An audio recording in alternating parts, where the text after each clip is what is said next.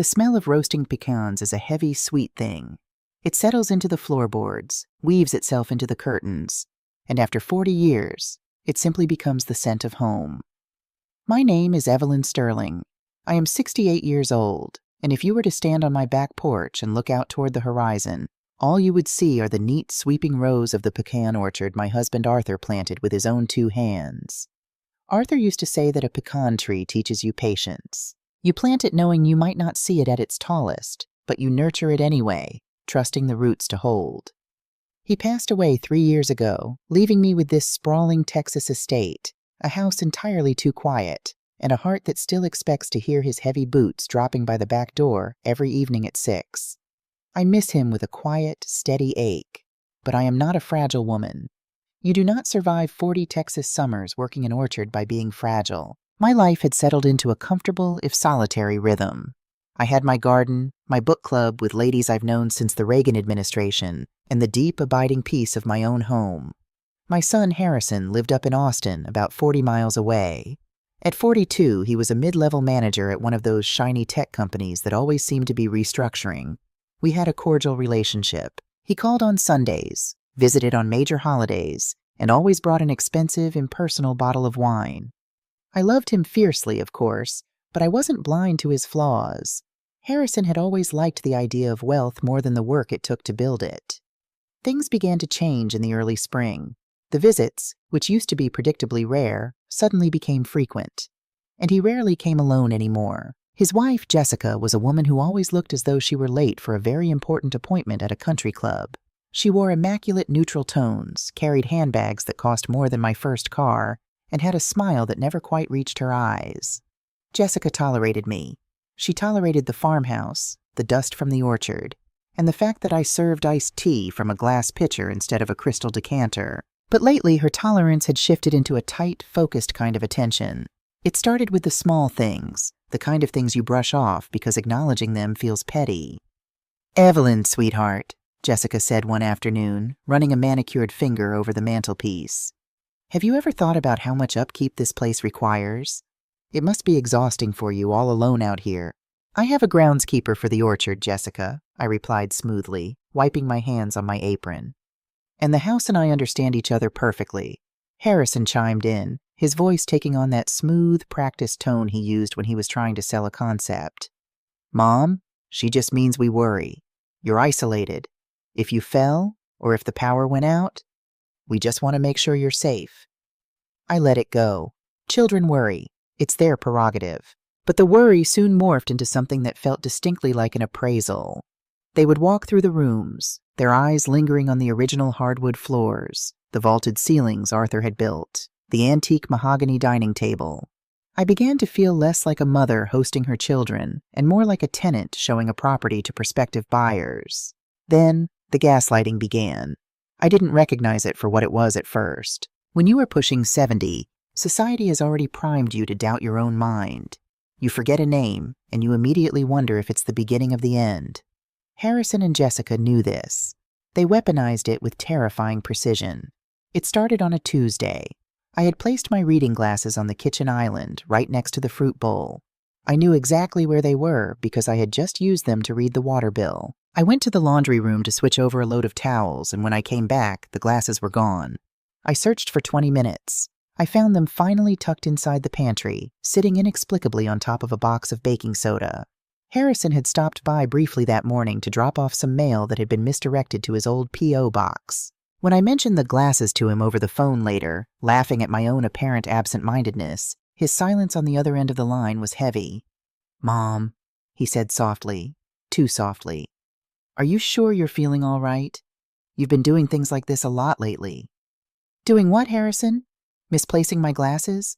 I've been doing that since I was 40.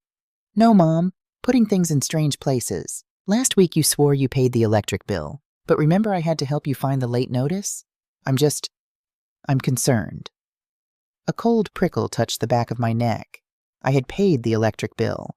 I remembered writing the check. But when Harrison had come over, the checkbook was in the wrong drawer, the stub was blank, and the late notice was sitting right on the counter. I had felt so foolish, so terribly old in that moment, thanking him for catching my mistake. The incidents escalated through April. My gardening shears disappeared from the shed and ended up in the hall closet. The thermostat, which I kept strictly at 72 degrees, would suddenly be cranked up to 80, leaving me waking up in a sweat, wondering if I had lost my mind in the middle of the night.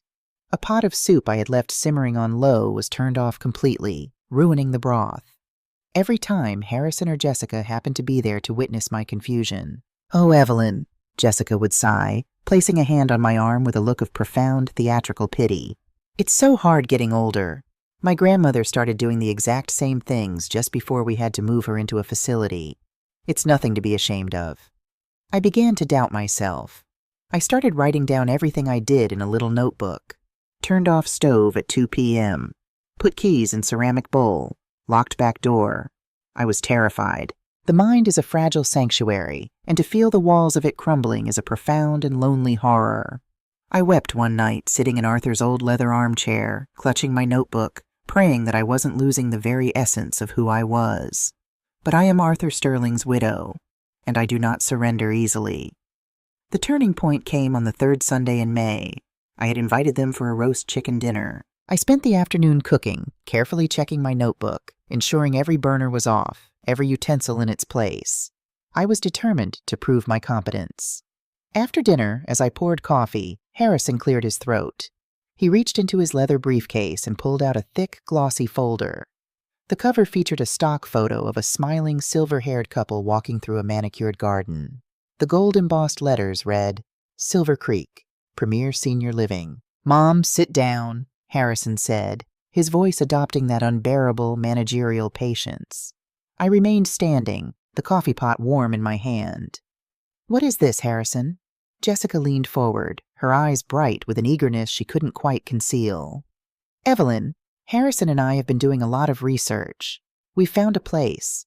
It's absolutely gorgeous. They have a golf course, daily social activities, 24-hour nursing staff. You wouldn't have to worry about the stairs or the orchard or forgetting things."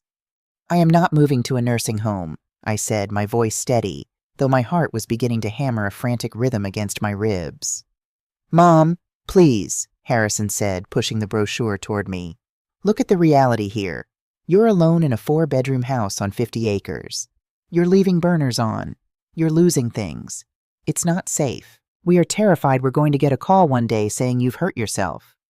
"I haven't left any burners on," I said, my eyes locking onto his. "Not unless someone else touched the dials." Harrison's jaw tightened. A flash of something hard and ugly crossed his face before he smoothed it over with a look of wounded concern. "Mom, paranoia is a symptom. The doctor said—" "What doctor?" I snapped, setting the coffee pot down harder than I intended. The china rattled. "You haven't spoken to my doctor." "We consulted a specialist," Jessica interjected smoothly. "Just generally, of course, to know what to look out for. And Evelyn, you are checking every box. We want you to transition while you still have some independence, before we have to make the decision for you." "Before we have to make the decision for you?" The threat hung in the air, barely veiled by the scent of roast chicken and French roast coffee. They weren't asking. They were informing me of my future. They were laying the groundwork to declare me incompetent. "I am 68 years old, Harrison," I said, drawing myself up to my full height. "I manage the orchard's accounts. I drive. I cook. I live in the house my husband built. I am not going anywhere." The rest of the evening was a tense, quiet affair. They left early, claiming the drive back to Austin was long.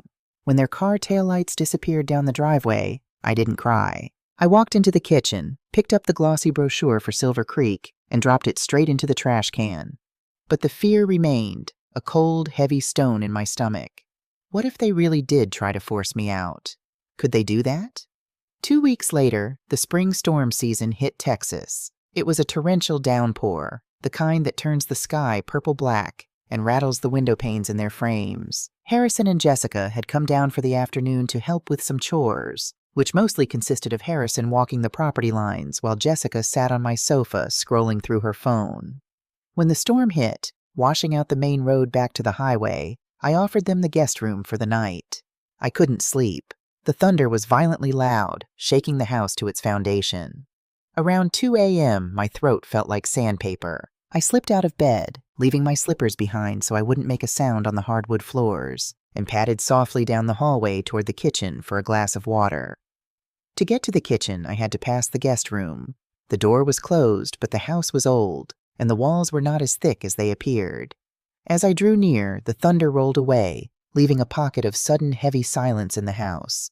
In that silence, I heard Harrison's voice. It wasn't the smooth, practiced tone of the loving son. It was a frantic, raw hiss. "I am trying, Jess. I'm pushing her as fast as I can without making it look obvious."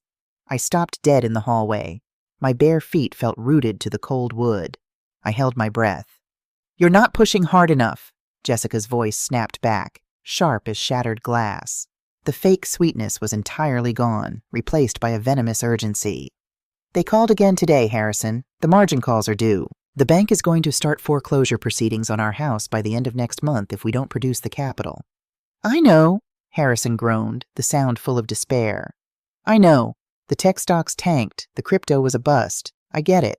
But she's stubborn. You saw her when I brought up Silver Creek. She dug her heels in." "Then you make her undig them," Jessica hissed. "Harrison, we are drowning in $300,000 of debt. You haven't paid the kids' private school tuition for the fall semester. If my friends at the club find out we're broke, I will never forgive you."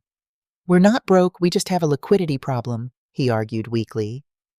"You have a mother sitting on an estate worth at least $2.5 million, Jessica shot back, her voice vibrating with rage. "She does not need 50 acres and a 4-bedroom house to sit around and mourn your father. We need that equity. You are her only heir. She has to agree to sell it, Jess, or transfer the deed. I can't just take it." "Then you make her think she can't live here anymore." The cruelty in my daughter-in-law's voice was absolute. "Keep moving her things. Keep turning the stove on. We need to document her decline. If she won't sign the power of attorney willingly, we'll get a judge to declare her unfit. I have a doctor in my pocket who will write the evaluation for a fee." A crack of lightning illuminated the hallway, casting long skeletal shadows across the floor. I pressed my hand against my mouth to stifle the gasp that tore up my throat. "I don't like doing this to her," Harrison whispered, and for a fraction of a second, I heard my little boy in that voice. "Do you like the idea of moving into a 2-bedroom apartment in a bad school district?" Jessica demanded. "Do you like the idea of declaring bankruptcy? Because that's what's happening. Make her sign it by the end of the month, Harrison, or I am taking the kids, I am calling my lawyer, and I am leaving you. I will not sink with your ship." There was a long, agonizing silence. Then my son, my only child, the boy I had rocked through fevers and celebrated through graduations, spoke the words that shattered the remaining illusions of my life. "Okay, I'll get the paperwork drawn up this week. We'll push harder. I'll get the deed." I didn't go to the kitchen. I didn't get my water. I turned around and walked silently back to my bedroom. I closed the door, locked it quietly, and sat on the edge of the bed in the pitch black. I was not losing my mind. The missing glasses, the altered thermostat, the stove, it was all a manufactured reality. It was a calculated, vicious psychological assault designed to break my confidence, strip me of my independence, and steal my home. And my son was the architect. They thought I was a confused, vulnerable old woman. They thought they were dealing with someone who would quietly fade away into a nursing home out of fear. As I sat there listening to the rain batter the roof Arthur had built to keep us safe, the grief and terror inside me began to crystallize. The tears dried before they could even fall. What replaced them was something entirely different. It was a cold, pure, unadulterated clarity. Harrison and Jessica wanted a war for the pecan orchard. They had chosen their battlefield, and they had chosen their weapons. But they had fundamentally misunderstood their opponent. They had forgotten that before I was a widow, before I was a mother, I was Evelyn Sterling. And nobody, absolutely nobody, takes what is mine. The next morning, the Texas sky was the color of a bruised plum, slowly lightening into a brilliant, washed-clean blue. The storm had passed, leaving behind the rich, loamy scent of wet earth and the sharp fragrance of the pecan trees. I woke up at my usual time, 6 o'clock, and went to the kitchen. I moved with deliberate slowness, making coffee, measuring out flour for buttermilk biscuits. My hands were perfectly steady. The trembling panic of the night before had been completely burned away, leaving nothing but a cold, hard ash. When Harrison and Jessica finally emerged from the guest room, looking rumpled and weary, I greeted them with a warm, slightly vague smile. I set a plate of hot biscuits on the table, alongside homemade peach preserves. "Good morning, you two," I said smoothly, pouring Harrison a cup of black coffee, exactly the way he liked it. The storm knocked out my hydrangeas, but I think the roof held up just fine. Harrison watched me closely over the rim of his mug. He was searching for the bewildered, frightened woman he was trying to manufacture. He was looking for a crack in my foundation. "Did you sleep well, Mom?" he asked, his voice threaded with that forced, gentle concern. "Like a log," I lied effortlessly. Though I couldn't for the life of me remember where I put my slippers last night. I suppose I must have left them by the television. I watched Jessica and Harrison exchange a fleeting, triumphant glance. It made my stomach turn. A physical revulsion so strong I had to grip the edge of the counter to keep from slapping the coffee out of my son's hand. But I kept the pleasant, slightly hazy smile on my face. Let them think their psychological warfare was working. Let them believe I was crumbling. A woman who is underestimated is a woman who has the upper hand. As soon as their car rolled down the driveway and disappeared onto the main road, the smile dropped from my face. I had a house to secure, and I had no time to waste. I did not go to the family attorney Arthur and I had used for decades. Old Mr. Henderson was a good man, but he was Harrison's godfather, and in small Texas towns, loyalties can become complicated when money is involved. Instead, I drove 45 minutes out of town to a modest, unassuming brick building in the neighboring county. The brass plaque on the door read, "Constance Hayes, Elder Law and Estate Planning." Constance Hayes was a woman in her late 50s with sharp, intelligent eyes, a blunt bob of silver hair, and a desk stacked high with manila folders. The office smelled of old paper and stale coffee, a scent that somehow reassured me. She did not greet me with pity, and she did not speak to me in that loud, overly enunciated voice people often reserve for anyone over the age of 65. "Mrs. Sterling," she said, shaking my hand firmly, "what brings you in today?" I sat down in the leather chair opposite her and laid it all out. I told her about the missing items, the gas lighting, the brochure for Silver Creek, and the conversation I had overheard in the dead of night. I spoke without emotion, laying out the facts like pieces of evidence on a table. Constance listened without interrupting, taking quick, precise notes on a legal pad. When I finished, she set her pen down and sighed, a long, heavy sound. "I wish I could tell you this is a unique situation, Evelyn," she said softly. "But it happens every day. Financial elder abuse committed by family members is an epidemic. They use the threat of a competency hearing as a weapon to extort property. It's cruel, but unfortunately, it is very effective against people who don't know their rights." "I am not going to be a victim, Constance," I said, my voice hardening. "This orchard was my husband's life. It is my home. I want to build a fortress around it. I want a living trust, with me as the sole trustee, and I want it ironclad." Constance nodded approvingly. "A revocable living trust is exactly what we need. Once the deed of the house and the orchard is transferred into the trust, it legally belongs to the entity, not to Evelyn Sterling, the individual. Even if Harrison somehow tricked you into signing a power of attorney, or managed to get a shady doctor to declare you unfit, he couldn't touch the property. The trust protects it." "Then let's do it," I said. "Draw up the papers today." "I'll start the paperwork," Constance agreed, turning to her computer. "But first, I need to run a routine title search on the property. We have to make sure the deed is completely clear before we can legally transfer it into the trust. Give me just a few minutes." I sat in the quiet office, listening to the clatter of her keyboard, feeling a profound sense of relief washing over me. I had a plan. I had a champion. I was going to outsmart my own son. But then the typing stopped. I looked up to see Constance frowning at her monitor. The silence in the room stretched, pulling taut like a rubber band. "Constance?" I asked, my heart giving a sudden uncomfortable lurch. "Is something wrong?" She turned the monitor slightly, her expression grim. "Evelyn, did Arthur ever mention a man named Bobby Ray Caldwell?" The name struck me like a physical blow. Bobby Ray Caldwell had been Arthur's best friend in high school, a charismatic, reckless man who was always chasing the next big business scheme, none of which ever panned out. Arthur had loved him like a brother, but I had always distrusted him. "Yes," I said slowly. "Bobby Ray passed away about 5 years ago. Why?" Constance took a deep breath. "Evelyn, there is a cloud on your title. 20 years ago, Arthur co-signed a commercial business loan for Bobby Ray. He used a portion of the orchard's acreage as collateral.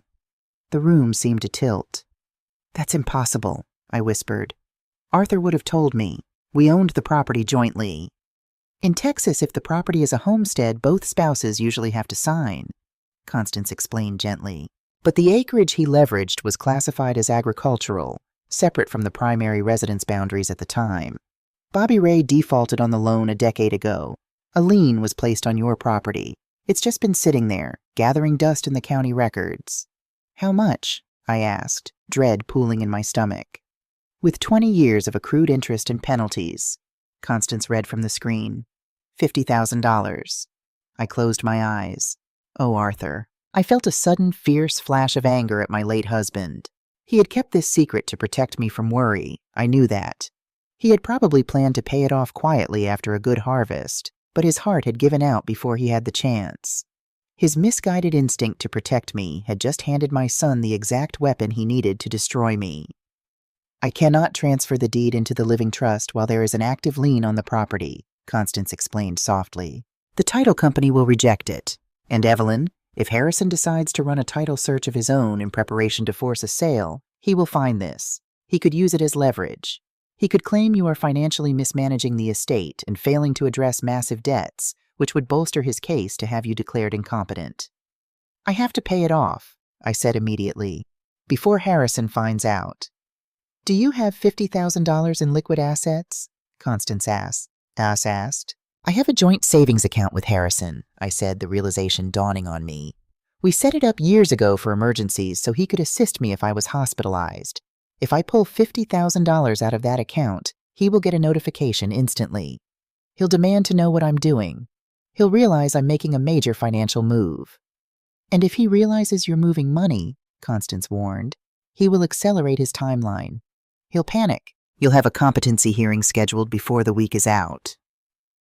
I stared at my hands in my lap. The wedding band Arthur had slipped onto my finger 46 years ago caught the fluorescent light of the office. "I will get the money," I told Constance, my voice dropping to a quiet, absolute vow. "Draw up the trust documents. Have them ready to execute the very minute that lien is cleared. I will buy us the time." Buying time meant returning to the farmhouse and leaning into the most humiliating role I had ever played. It meant transforming myself into the very thing Jessica and Harrison wished me to be. A fading, confused, compliant old woman. Over the next 2 weeks, the psychological warfare in my home intensified, but this time, I was a willing participant in the illusion. I began leaving my car keys in the refrigerator. I would forget the names of Jessica's country club friends when she visited, repeatedly calling her friend Margot Margaret, until Jessica rolled her eyes in exasperated triumph. One afternoon, Jessica came over unannounced. I was on the porch, sipping iced tea, when she pulled up in her gleaming SUV. She walked up the steps, carrying a silver tape measure and a clipboard. "Hi, Evelyn," she said brightly, the fake smile plastered on her face. "I hope you don't mind, but I was in the area and I thought I'd just pop in to measure the living room windows. I saw some beautiful custom drapes online, and I thought they would really brighten up the space for you." I knew exactly what she was doing. She wasn't measuring for drapes. She was measuring the square footage of the front rooms to verify the floor plan for a real estate listing. The sheer audacity of it, the cold-blooded calculation happening right in my own living room, made my blood boil. But I forced my face to soften into an expression of mild, grateful confusion. "Oh, drapes? That's so sweet of you, Jessica. Arthur always loved the floral ones we have now, but perhaps I am getting a bit tired of them. My memory isn't what it used to be. Are the windows 80 inches or 90? "Don't you worry your head about it, Evelyn," Jessica cooed, her eyes gleaming with predatory satisfaction as she pulled the tape measure across my antique Persian rug. "Harrison and I are going to handle everything. You just rest." "You're a good daughter-in-law," I murmured, taking a sip of my tea to hide the grimace of disgust. I watched her meticulously log the dimensions of the room I had decorated, the room where I had hosted every Thanksgiving for 4 decades. "Measure all you want, Jessica," I thought. "You will never own a single inch of this wood." But playing the fool was only half the battle. I still needed $50,000, completely off the grid. That night, after I was sure I was alone, I went into the master bedroom. I pulled the heavy oak dresser away from the wall, my joints protesting the strain, and opened the hidden floor safe Arthur had installed years ago. Inside sat 3 velvet boxes. I carried them to the bed and opened them one by one. The first held a double strand of Akoya pearls, heavy and luminous, which Arthur had bought me in Paris on our 25th anniversary. The second contained a spectacular emerald-cut diamond tennis bracelet, a gift after a particularly historic pecan harvest. The third held an antique platinum and sapphire brooch that had belonged to Arthur's grandmother. I sat on the edge of the bed, running my fingers over the cold, beautiful stones. These were not just pieces of jewelry. They were the physical ledger of my husband's devotion. Every anniversary, every triumph, every apology was recorded in the facets of these gems. Giving them up felt like erasing a part of my own history. A few tears finally fell, hot and silent, dropping onto the velvet lining. But you cannot live inside a diamond. You cannot walk the rows of a pearl necklace in the cool autumn air. If Arthur were here, he would tell me to sell them without a second thought. The land is the legacy, Evie. I could almost hear his deep voice saying in the quiet room. The rest is just rocks. The next morning, telling Harrison I was going to a distant nursery to look for rare hydrangeas, I drove 3 hours east to Houston. I bypassed the flashy jewelry stores in the malls and found a discreet high-end estate buyer located in a secure high-rise downtown. The appraiser, an elegant man with a jeweler's loupe and a quiet demeanor, examined the pieces for a long time. "These are exceptional, Mrs. Sterling," he said softly, looking up at me. "The pearls alone are museum quality. Are you certain you wish to liquidate?" "I am certain," I said, keeping my posture straight and my voice devoid of the heartbreak I felt. "They have served their purpose." He wrote me a cashier's check for $52,000. It was less than what they were insured for, but it was enough. I walked out of that building feeling lighter, stripped of my adornments, but armed for war. I drove straight to the bank holding the lien on my property. It took nearly 2 hours of wrangling with a stunned branch manager who couldn't understand why a woman was paying off a 20-year-old debt in a single cashier's check. But by 3 o'clock that afternoon, I had the satisfaction of a release of lien document stamped in heavy red ink across my file. From the bank, I drove directly to Constance Hayes' office. I walked past her receptionist and laid the stamped release document on Constance's desk. She looked at it, then looked up at me, a slow, genuine smile spreading across her face. "Evelyn," she said, her voice filled with profound respect, "you are a terrifying woman." "I am a mother defending her home," I replied, sitting down. "The land is clear. Now, Constance, execute the trust. Lock it all down." She pushed a thick stack of documents toward me, handing me a heavy gold pen. I signed my name over and over again, each signature a brick in the wall I was building around the pecan orchard. When the final page was notarized, the deed to 442 Oak Creek Road ceased to belong to me. It belonged to the Sterling Family Living Trust, and not even God himself could force me to sell it without my consent. I drove home as the sun began to set, painting the Texas sky in violent shades of orange and gold. The shadows of the pecan trees stretched long across the driveway as I pulled in. The house stood exactly as it had that morning, quiet and resolute. I walked into the kitchen, poured myself a glass of cold water, and waited. The trap was set. The fortress was built. Now all I had to do was let Harrison and Jessica walk blindly into the execution. The time for playing the confused, forgetful old woman was coming to an end. Soon they were going to meet the real Evelyn Sterling. June arrived in Texas with a heavy, suffocating heat that settled over the pecan orchard like a woolen blanket. The cicadas began their rhythmic, deafening thrum in the branches, a sound that usually brought me peace. This year, however, it felt like a ticking clock. With the Sterling Family Living Trust legally binding and safely tucked away in a bank vault, my home was utterly secure. Harrison could not sell the property. He could not leverage it. He could not touch a single blade of grass on my 50 acres. But he didn't know that yet, and until the final curtain fell on this ugly little play, I had to keep up the charade. The psychological toll of pretending to lose your mind is far heavier than one might expect. You have to monitor every word, ensuring you speak with just enough hesitation. You have to manufacture physical vulnerability, moving a little slower, staring blankly at the television screen when they are watching you. But beneath the fragile exterior I presented to my son and daughter-in-law, my mind was sharper, clearer, and more ruthless than it had been in my entire life. It was a Tuesday afternoon when my carefully constructed facade almost shattered. Jessica had stopped by under the guise of bringing me some fresh peaches from the farmer's market. In reality, she was doing what she always did, snooping. I was in the kitchen, carefully washing the fruit while she hovered in the living room. My leather handbag was sitting on the armchair where I had carelessly dropped it after returning from the grocery store. I hadn't zipped it entirely shut. "Evelyn, did you drop a receipt?" Jessica's voice rang out. I dried my hands on a dish towel and walked into the living room.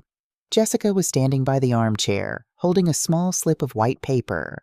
Her perfectly manicured fingernails pinched the edges of it tightly.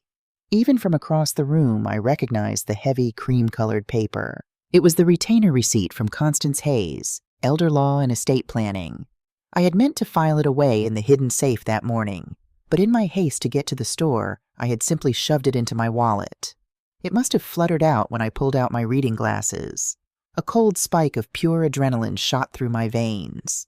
This was it. The entire plan could unravel right here on the antique Persian rug. I watched Jessica's eyes dart across the text on the receipt. Her brow furrowed, and then her gaze snapped up to meet mine. The mask of the sweet, concerned daughter-in-law was gone. What looked back at me was a woman calculating a threat. "Evelyn," she said, her voice dangerously quiet. "Why do you have a receipt for $500 from an elder law attorney? Are you in some sort of legal trouble?" My mind raced through 1,000 possible excuses, discarding each one in a fraction of a second. If I feigned ignorance, she wouldn't believe me. If I got defensive, it would signal guilt. I needed a lie so brilliant, so perfectly tailored to her specific brand of greed, that she would swallow it whole without chewing. I forced a look of flustered embarrassment onto my face. I reached up and touched my cheek, letting my shoulders slump. "Oh dear," I murmured, stepping forward and gently taking the receipt from her stiff fingers. "I suppose the cat is out of the bag. I wanted it to be a surprise." "A surprise?" Jessica repeated, her eyes narrowing with intense suspicion. "What kind of surprise requires an estate lawyer, Evelyn?" "Well," I said, letting out a heavy, dramatic sigh, playing the part of a weary grandmother thinking only of her legacy. "I was watching a program on television the other night about the estate tax. It terrified me, Jessica. The government coming in and taking nearly half of everything Arthur and I worked for just to process probate? I couldn't bear the thought of it." I paused, letting the fear of lost money sink into her hyper-materialistic brain. I saw her throat swallow nervously. "So," I continued, dropping my voice to a conspiratorial whisper, "I went to see Miss Hayes. I'm having her draft a new will. I am going to bypass you and Harrison entirely."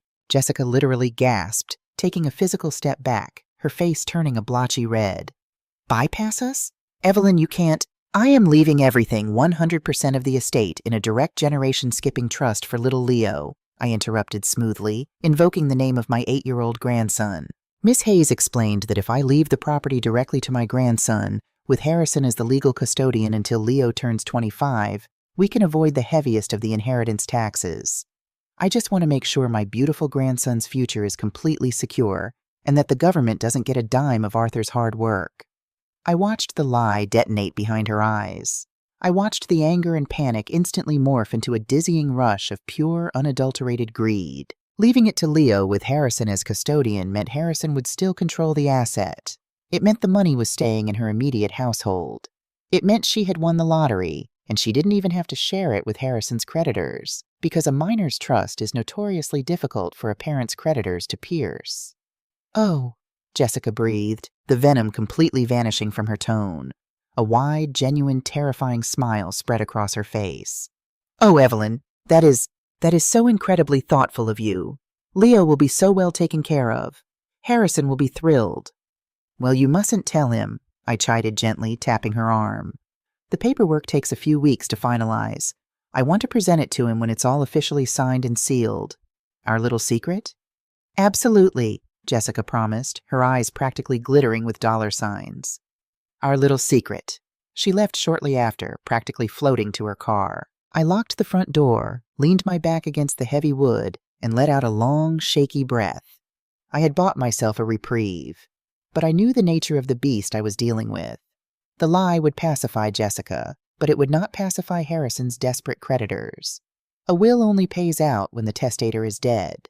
Harrison needed cash now, and as I stood in my quiet hallway, I realized the terrible corner I had just painted my son into. By telling Jessica the money was locked up for little Leo upon my death, Harrison would realize that waiting for me to naturally pass away or waiting for a will to be finalized was a luxury he could no longer afford. He had to take control of the estate before that imaginary will was signed. He had to strike immediately. 3 days later, the storm broke. It was a Thursday afternoon. I was sitting at the mahogany dining table, peacefully sorting through some old photographs, when I heard the crunch of gravel in the driveway. A moment later, the front door opened. Harrison still had his key, a privilege I was about to permanently revoke. He didn't call out a greeting. The heavy, hurried thud of his footsteps echoed in the foyer. But he wasn't alone. I heard the scuff of 2 other pairs of shoes. I remained seated as the head of the table, folding my hands over a photograph of Arthur. Harrison walked into the dining room. His face was pale, tight with anxiety, his hair slightly disheveled. Behind him stood 2 men I had never seen before. One was a nervous-looking younger man clutching a leather briefcase to his chest. The other was a man in his late 50s wearing a slightly rumpled suit, carrying a black medical bag. He had the oily, overly confident aura of a man who makes his living exploiting the desperate. "Harrison," I said calmly, "who are these gentlemen? It's not polite to bring guests without calling first." "Mom," Harrison said. His voice was trembling, though whether from guilt or sheer panic I couldn't tell. He walked around the table and stood near my chair, trying to project an air of sorrowful authority. "Mom, we need to have a very serious conversation. Please just stay calm." "I am perfectly calm," I replied, my voice as cool and smooth as the iced tea in the pitcher beside me. "I am waiting for an introduction." Harrison swallowed hard. "This is Mr. Davies. He's a notary public. And this is Dr. Eris Thorne. He's a specialist, a psychiatrist." The silence in the dining room was absolute. I looked from the trembling notary to the sleazy doctor, and finally to my son. The ultimate betrayal had arrived, delivered right to my dining room table. He was going to try and declare me legally incompetent on the spot. "A psychiatrist," I repeated, tasting the word. "I see. Have I suddenly developed a need for psychiatric care between breakfast and lunch?" Dr. Thorne stepped forward, putting on a face of practiced, synthetic empathy. "Mrs. Sterling, your son has expressed deep, profound concern for your cognitive well-being. He's documented several alarming incidents over the past few months. Forgetfulness, paranoia, dangerous behavior around the house. It is my professional duty to conduct a preliminary evaluation today to determine if you are a danger to yourself." "And if I refuse this little evaluation?" I asked, raising a single eyebrow. "Mom, please don't make this difficult," Harrison pleaded, leaning in closer. The smell of his expensive cologne mixed sickeningly with the sour tang of his sweat. "If you refuse, Dr. Thorne will have to file an affidavit with the state. They'll drag you into a courtroom. A judge will force you into a facility. It will be public, Mom. It will be humiliating." He reached into his jacket pocket and pulled out a thick, stapled document, laying it on the table over Arthur's photograph. "I don't want to do that to you," Harrison whispered, playing the role of the tragic, self-sacrificing son. "I want to protect your dignity. If you just sign this general durable power of attorney right now, Mr. Davies is here to notarize it. You won't have to go through an evaluation. You won't have to go to court. You can just rest. I will take over the legal and financial burden. I'll make sure you're taken care of." It was a masterclass in extortion. Sign away your rights, your home, and your wealth voluntarily, or we will legally strip you of your humanity and lock you in a ward. I looked down at the power of attorney document. It gave Harrison complete, unchecked control over my bank accounts, my medical decisions, and my real estate. With one stroke of a pen, he could sell the pecan orchard tomorrow morning. I looked up at Harrison. I searched his eyes, looking for any trace of the boy who used to scrape his knees climbing these very trees, the boy who used to cry when he found a bird with a broken wing. I found nothing but the frantic, hollow gaze of a man drowning in his own greed. The grief that had been sitting in my chest for months finally crystallized into something hard, cold, and diamond-sharp. The game of pretend was over. "You want to talk about my cognitive well-being, Dr. Thorne?" I asked, my voice suddenly dropping its feigned fragility. The tremor was gone. My posture straightened, my spine locking into place. Dr. Thorne blinked, clearly taken aback by the sudden shift in my demeanor. "Yes, Mrs. Sterling. As I said, the documented incidents. Let's talk about documentation, I interrupted, my voice cracking through the room like a bullwhip. I reached down to the heavy oak sideboard next to my chair. I opened the bottom drawer and pulled out a thick, glossy folder bearing the official crest of the University of Texas Southwestern Medical Center. I dropped it onto the mahogany table with a heavy, satisfying thud. "Since you are so concerned about my mental acuity, Harrison," I said, locking eyes with my son, "you will be thrilled to know that I took it upon myself to undergo a comprehensive 3-day cognitive and psychiatric evaluation last week." Harrison's face went completely, devastatingly white. The blood drained from his cheeks so fast he looked as though he might faint. "What?" he choked out. I opened the folder. I was evaluated by Dr. Sterling Vance, the chief of neurology, and Dr. Elizabeth Klein, the head of geriatric psychiatry. Perhaps you know them, Dr. Thorne. They are highly respected by the Texas Medical Board. Unlike some people. Dr. Thorne shifted his weight nervously, his sleazy confidence evaporating into the thick summer air. I am familiar with their work, yes." "Wonderful," I said cheerfully, flipping to the final page of the report. "Then you will respect their conclusive findings. According to UT Southwestern, I possess the cognitive function, memory retention, and executive reasoning of a healthy woman 15 years my junior. I scored in the top 1 percentile for my demographic. The official notarized conclusion is that I am completely, unequivocally sound of mind and capable of managing all my personal, medical, and financial affairs without restriction." I slid the report across the table until it bumped against Harrison's fraudulent power of attorney. And I continued, folding my hands back together, feeling the absolute intoxicating rush of total control. "We have a bit of a conflict here. On one side, we have the chief of neurology at the finest research hospital in the state declaring me exceptionally competent. On the other side, we have a doctor who makes house calls with a notary in tow, ready to declare me incompetent without asking me a single medical question, based entirely on the hearsay of a man desperate to pay off his margin calls." Harrison flinched as if I had struck him across the face. "Mom, how do you know about the margin calls?" I ignored him, fixing my gaze entirely on the hired gun. "Dr. Thorne," I said, and my voice was no longer that of a mother. It was the voice of a woman who owned 50 acres of Texas dirt and knew exactly how to bury a snake. "I know exactly what this is. This is a coordinated attempt to extort an elderly woman of her property under the fraudulent threat of medical institutionalization. I have the business card of an investigator at the Texas Medical Board on my refrigerator. I also have the number of the district attorney." The doctor physically recoiled. "If you do not take your bag, walk out my front door, and lose my address permanently," I promised him, my voice practically humming with lethal intent, "I will personally make sure you never legally prescribe so much as an aspirin in the state of Texas again. I will ruin you." Dr. Thorne didn't say a single word. He didn't try to defend himself.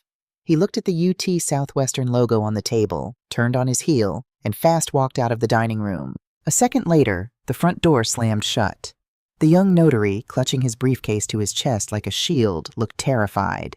I was just hired off an app to stamp a signature," he stammered, his eyes wide.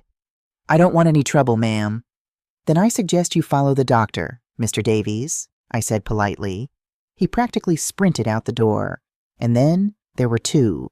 Harrison stood frozen by the table. The silence in the house rushed back in, heavier and thicker than before. He looked at the psychiatric report, then looked at me, his eyes wide with the horrifying realization that he had not been playing me. I had been playing him. "Mom," he whispered, his voice cracking. I was just trying to help. I swear." "Do not insult my intelligence, Harrison," I said coldly, standing up from the chair. "I heard you and Jessica that night during the storm. I know about your debts. I know about the misting glasses and the stove. I know every single filthy, deceitful thing you did to try and break my mind so you could steal your father's legacy." "Mom, please," he begged, a tear finally spilling over his eyelashes, tracing a path down his pale cheek. "We're going to lose our house. I'm going to lose everything." "You already have," I told him, the finality of the words ringing like a bell tolling the end of an era. "Pick up your fraudulent paperwork, Harrison. Put your keys to this house on the table, and get out." He stared at me, opening his mouth to plead again, but he saw the look in my eyes. The Evelyn Sterling who would make excuses for her little boy was dead. He reached into his pocket, pulled out the brass key, and set it gently on top of Arthur's photograph. Without another word, he turned and walked out of the house he had grown up in. I stood alone in the dining room. I picked up the key, its metal cold against my palm. The first battle was won, and the house was safe.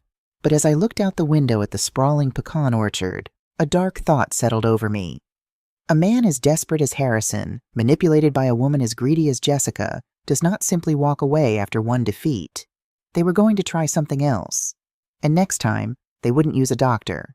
They would use a sledgehammer. The heat of July in Texas is not something you endure. It is something you survive. The air shimmers over the asphalt, and the pecan trees seem to hold their breath, waiting for the dusk.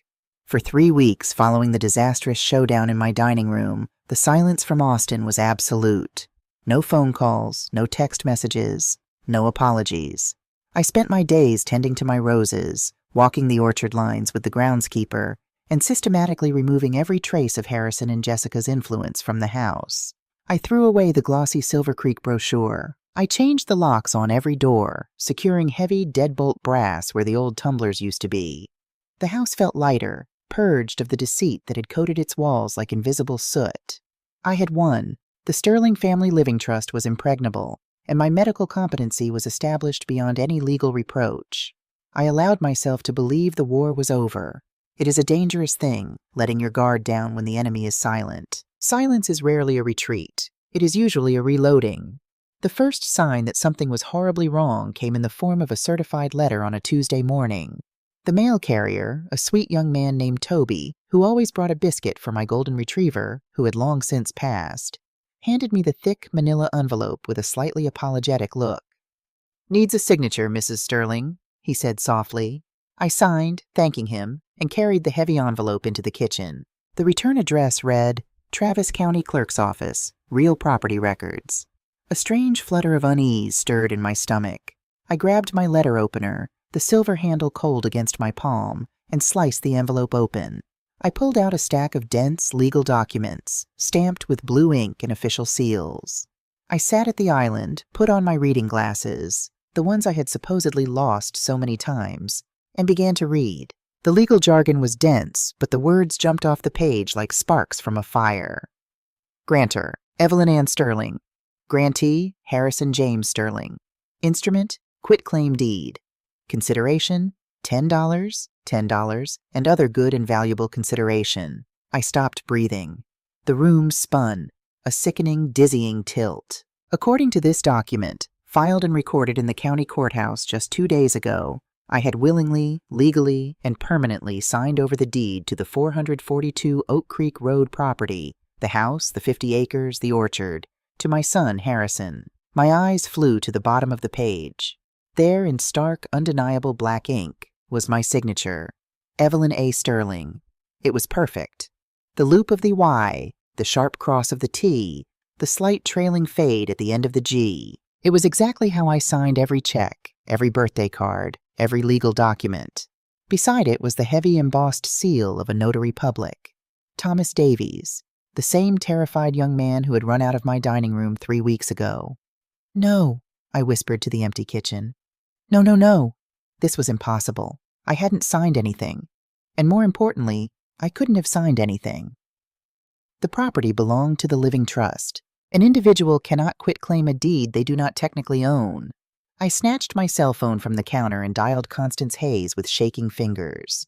She answered on the second ring. "Constance, I need you right now," I said, my voice tight and breathless. "Harrison filed a quitclaim deed. He forged my signature." There was a sharp intake of breath on the other end of the line. "Evelyn, calm down. Take a breath. Read me the date of the execution on the document." I scanned the page, my eyes tracing the lines. "It says it was executed on March 15th. "March 15th, Constance repeated, her voice dropping into a deadly serious register. "March 15th. That was 3 months ago.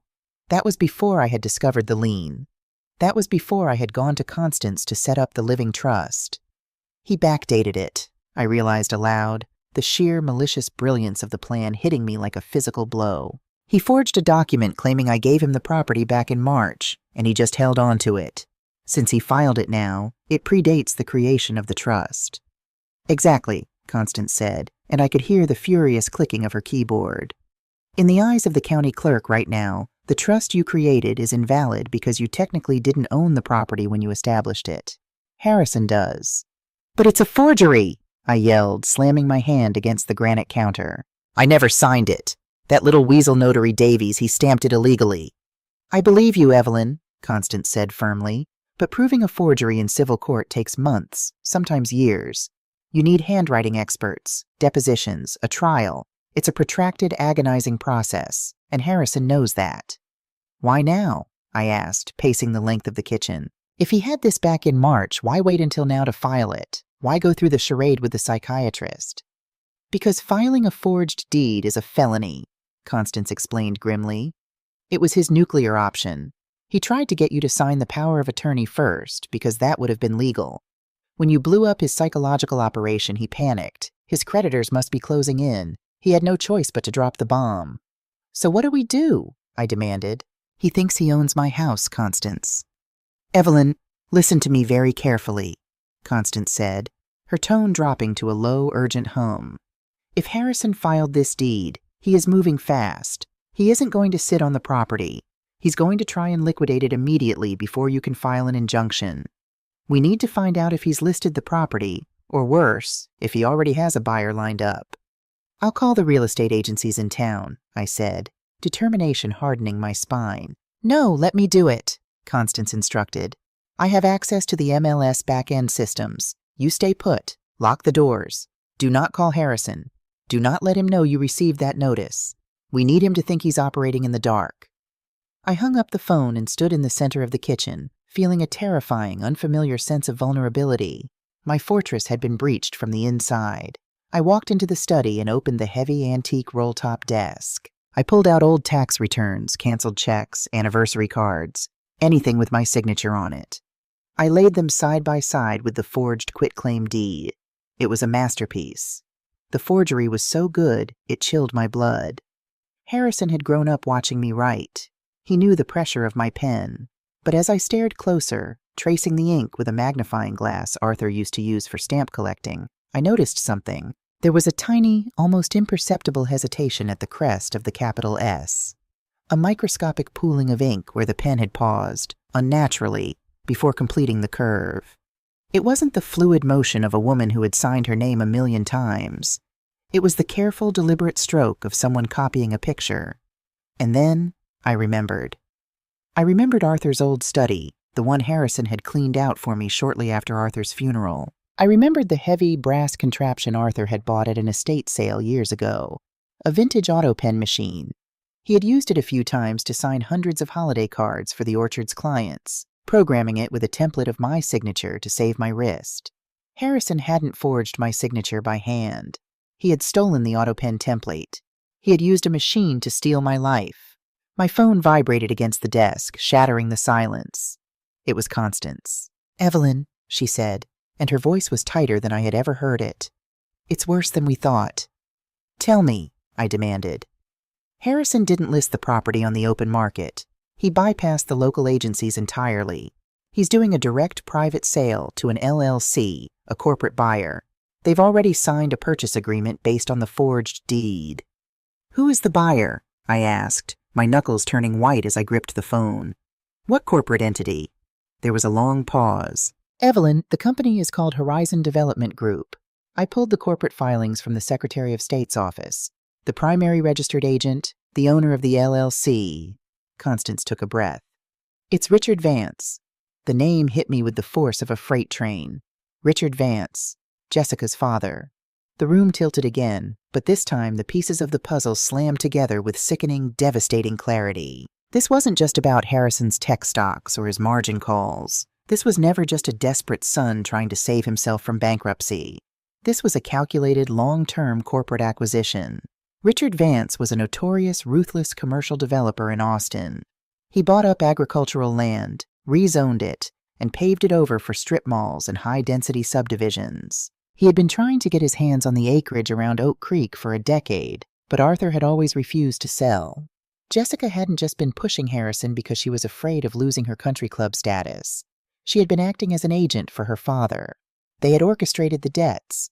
They had orchestrated the pressure. They had gaslighted me, threatened me with a psychiatric ward, and finally resorted to felony forgery, all to feed my 50 acres of prime Texas real estate directly into Richard Vance's concrete empire. Harrison wasn't just a traitor to his mother. He was a pathetic pawn in his father-in-law's game. "When is the closing?" I asked, my voice dropping an octave, sounding like a stranger's in my own ears. "Friday," Constance said. 3 days from now, 10 a.m. at the title company in downtown Austin. They're rushing it through before you can untangle the forgery. "They think they are," I corrected her. "Evelyn, we need to file for an emergency injunction," Constance urged. "We need to drag this into a judge's chambers tomorrow morning and stop that closing." "No," I said, a dangerous, thrilling calm washing over me. "No?" Constance echoed, shocked. "Evelyn, if that sale goes through to a third-party corporate entity, getting the land back will take years of litigation. You could lose the orchard." "Constance," I said softly, looking out the window at the rows of pecan trees standing tall against the Texas sun. "If we file an injunction now, Harrison and Richard Vance will just lawyer up. They'll bury us in paperwork. They'll claim the forgery is real. They'll tie up my assets, and they'll drag me through the mud for the rest of my natural life. So what are you proposing?" "I am proposing we let them think they've won," I said, a cold smile touching my lips. "I am proposing we let them walk right into that closing room on Friday morning. They want to play corporate espionage with my home? Fine, we will play, but we are going to burn their house down while they're sitting in it." "Evelyn," Constance said slowly, a mix of warning and deep, profound respect in her voice. "What exactly do you have in mind?" "I need you to contact the Texas Department of Public Safety," I instructed. "Specifically, the division that handles felony real estate fraud. And then, Constance, I need you to buy a new suit, because on Friday morning, we are going to a closing." Thursday passed in a blur of calculated, quiet fury. While Constance moved like a shark through the back channels of the Texas legal system, pulling favors and filing sealed affidavits, I had my own work to do at the farmhouse. If we were going to walk into a room full of corporate lawyers and accuse my own son of a felony, a microscopic ink hesitation wouldn't be enough for an immediate arrest. I needed the smoking gun. I took the stepladder out of the pantry and climbed up into the sweltering heat of the attic. The air up there was thick with dust and the smell of old pine. I navigated through boxes of Christmas ornaments and Arthur's old hunting gear until I found what I was looking for, a heavy steel lockbox shoved deep beneath the eaves. I broke the padlock with a heavy hammer. Inside, resting on a bed of old newspaper, was the vintage brass autopen machine. It was a heavy, archaic piece of equipment, a relic of a time before digital signatures. And there, still locked into the mechanical arm, was the etched metal template of my signature. I ran my thumb over the raised grooves of the Evelyn A. Sterling plate. Harrison had been lazy. He had broken into the house, likely using the key I had so foolishly let him keep, sneaked into the attic, run the blank quitclaim deed through the machine, and shoved the heavy contraption back into the box without dismantling it. He thought I was too old, too blind, and too stupid to ever find out. I carefully placed the heavy machine into a canvas tote bag. It weighed a solid 20 pounds, but as I carried it down the stairs, it felt like the lightest burden I had ever borne. Friday morning broke with a brilliant, blinding Texas sun. I did not dress like a grandmother going to a garden party. I dressed like a woman going to war. I put on a tailored navy blue Saint John knit suit, the same suit I had worn 20 years ago when Arthur and I had stood in a bank lobby and proudly paid off the final note on our first piece of commercial farming equipment. I pinned Arthur's antique sapphire brooch to my lapel. I pulled my silver hair back into a severe, immaculate twist. I looked in the mirror, and the woman staring back at me was not a victim. She was the executioner. Constance picked me up at 8:30 sharp in her black Lincoln Town car. Sitting in the back seat with her was a man in a sharp gray suit. He had the hard, flat eyes of a man who spent his life untangling the lies of desperate people. "Evelyn, this is Investigator Miller," Constance introduced us as I slid into the leather seat. "Texas Department of Public Safety, Real Estate Fraud Division." "Mrs. Sterling," Investigator Miller said, nodding respectfully. "Attorney Hayes briefed me on the timeline in the corporate shell game Mr. Vance is running. We ran a quiet background check last night. It turns out Richard Vance's LLC has been under the state's radar for suspicious zoning acquisitions for a year. If your son used a forged deed to facilitate a fraudulent transfer to Vance's company, this isn't just a family dispute. It's organized corporate fraud. I have the machine he used to forge the signature, I said simply, patting the heavy canvas tote bag on the floorboard. The template is still attached. Investigator Miller raised an eyebrow, a rare flicker of genuine surprise crossing his stoic face. He looked at Constance. You weren't kidding. She really doesn't mess around. I told you, Constance said with a grim smile. Drive. The title company was located on the 30th floor of a glittering glass skyscraper in downtown Austin, a sterile monument to corporate wealth that felt a million miles away from the rich, dark soil of my pecan orchard. We rode the elevator up in silence, the numbers ticking higher, my heartbeat remaining remarkably, coldly steady. When the polished steel doors slid open, Constance took the lead. She didn't bother speaking to the young woman at the reception desk. She pushed open the heavy, frosted glass doors of the primary conference room without knocking. Investigator Miller and I followed right behind her. The scene inside the room was exactly as I had pictured it. They were sitting around a massive, polished mahogany table that looked big enough to land an airplane on. At the head of the table sat Richard Vance. He was a large, florid man wearing a suit that cost more than my first car, projecting the arrogant ease of a man who always gets exactly what he wants. To his right sat Jessica, practically vibrating with triumphant energy, wearing a designer dress and a diamond tennis bracelet that caught the morning light. And then there was Harrison. He sat across from his wife, looking haggard, gray, and exhausted. There was no triumph in his posture. He looked like a man standing on the gallows, waiting for the floor to drop. Spread out on the table between them were stacks of legal documents, crisp and white, waiting for the final stroke of a pen. The sleazy notary, Thomas Davies, was sitting in the corner, nervously stamping his seal on the preliminary paperwork. Richard Vance was holding a gold Mont Blanc pen, hovering it over the final purchase agreement. I wouldn't sign that if I were you, Richard, I said. My voice cut through the quiet hum of the air conditioning like a gunshot. 5 heads snapped toward the door.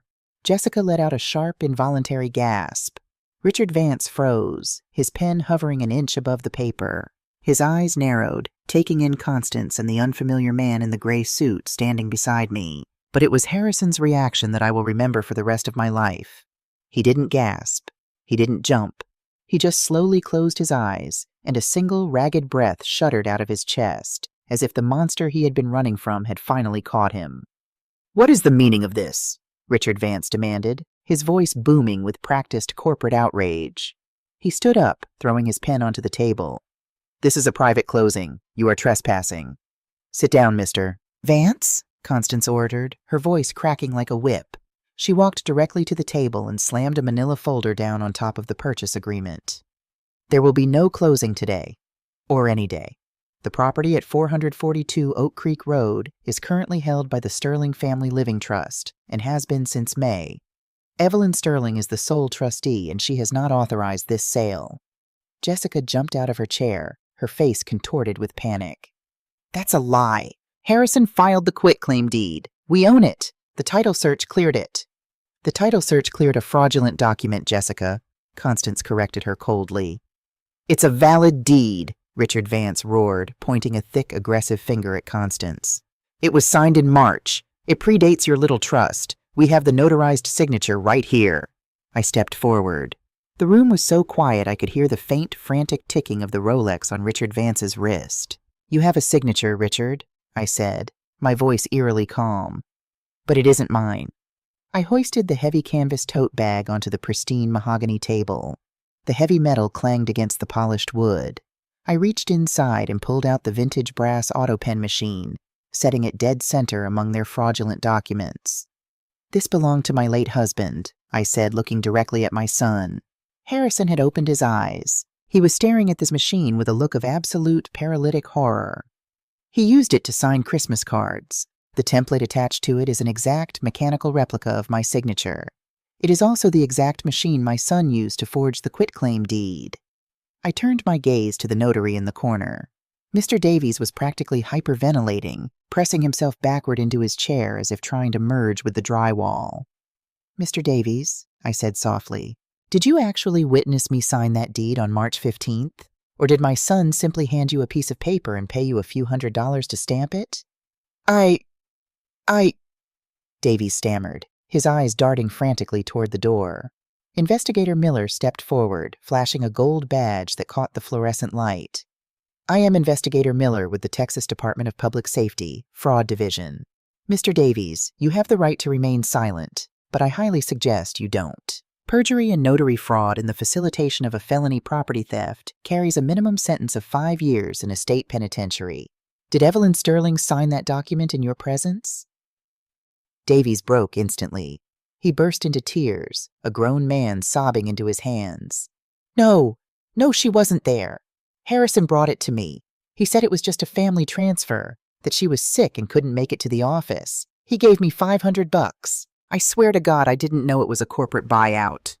The silence that followed was apocalyptic. The corporate shield had shattered. The lie was laid bare on the table, ugly and undeniable. You stupid, incompetent fool, Richard Vance hissed, turning a look of pure, venomous hatred onto Harrison. You told me the deed was clean.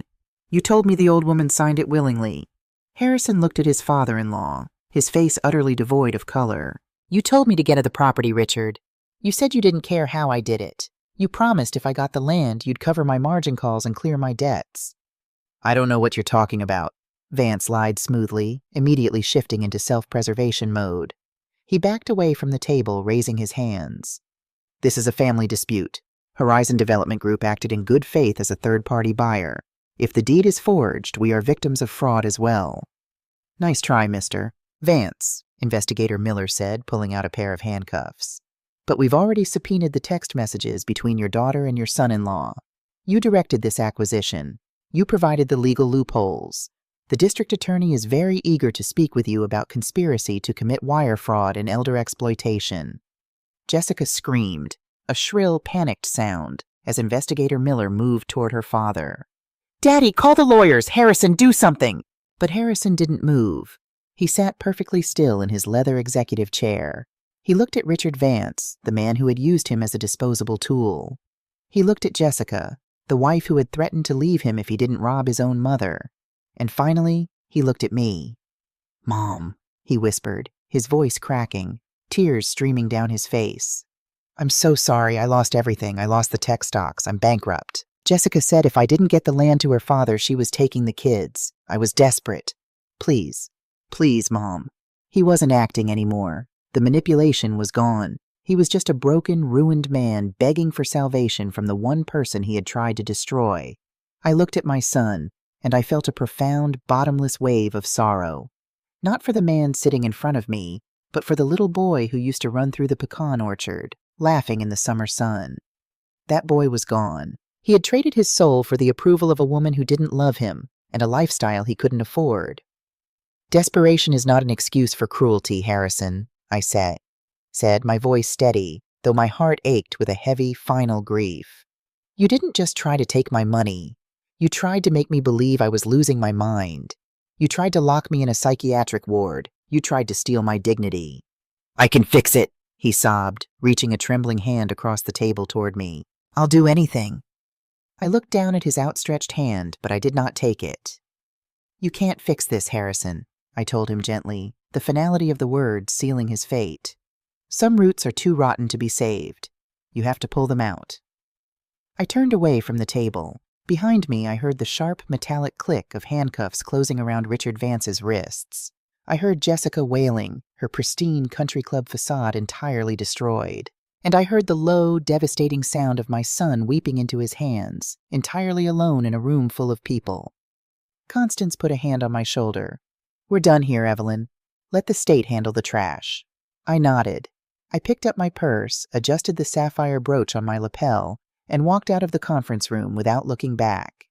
The elevator ride down to the lobby was quiet. When the doors opened, I stepped out into the blinding glare of the Austin morning. The heat hit me instantly, but for the first time in months, it didn't feel suffocating. It felt like a baptism.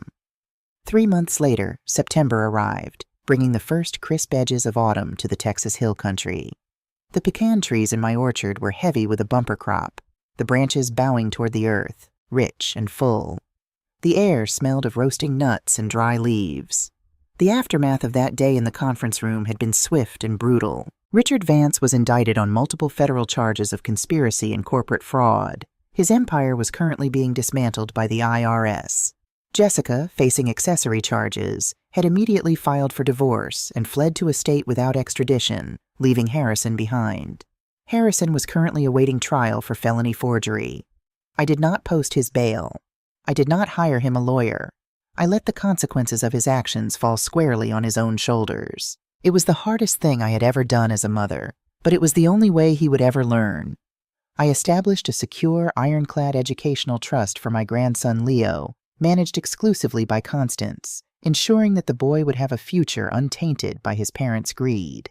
I was sitting on my back porch, a cup of hot black coffee in my hands, watching the groundskeeper start up the old green tractor for the harvest. My life was quiet again, but it was a different kind of quiet. It wasn't the lonely silence of a widow waiting for her son to call. It was the deep, resonant peace of a woman who had defended her kingdom and won. The phone rang inside the house. I let it ring. If it was important, they would leave a message. I took a sip of my coffee, leaned back in my rocking chair, and looked out over the 50 acres of my husband's legacy. The roots were deep, the soil was rich, and the orchard, finally, was entirely my own.